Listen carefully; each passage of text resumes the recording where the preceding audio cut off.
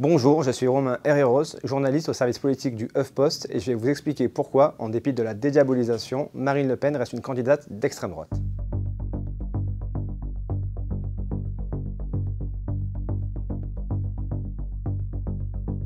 Premièrement, la candidate s'inscrit dans une histoire qui est celle du Front National, issu du mouvement nationaliste Ordre Nouveau, une formation politique d'extrême droite familiale qui n'a connu que 2 présidents en 40 ans d'existence, Jean-Marie Le Pen et Marine Le Pen. Lors de son accession à la présidence en 2011, l'héritière veut dédiaboliser un parti qui compte encore trop de profils sulfureux, racistes, négationnistes ou antisémites.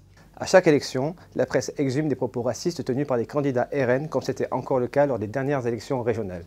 Si Marine Le Pen a adouci son image et fait le ménage dans son parti, celui-ci a toujours attiré des profils sulfureux venant des différents courants de l'extrême droite, du GUD à Génération Identitaire, 2 organisations de jeunesse aujourd'hui dissoutes.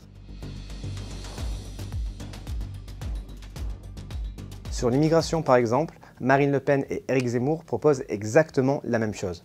Préférence nationale, suppression du droit du sol, expulsion massive, seule différence, la rémigration, un terme que refuse Marine Le Pen car trop connoté politiquement.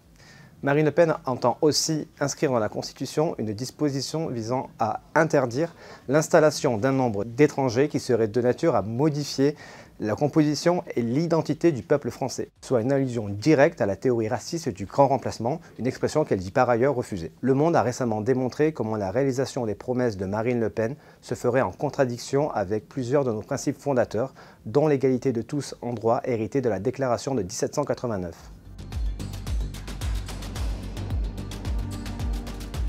Avec les discriminations légales qu'elle entend instaurer, Marine Le Pen défend une vision organiciste de la société, c'est-à-dire une nation unie qui serait menacée par des corps étrangers. Méfiance envers les élites, mépris pour les syndicats, défiance à l'égard de la presse, voire pire, lorsque des journalistes sont interdits de meeting, Marine Le Pen agrège aussi plusieurs marqueurs qui appartiennent à ce courant politique, comme aussi la complaisance à l'égard des régimes autoritaires, comme on l'a vu récemment avec la Russie de Vladimir Poutine. Marine Le Pen a aussi souvent salué la victoire de dirigeants d'extrême droite à l'international, comme Bolsonaro au Brésil ou Salvini en Italie.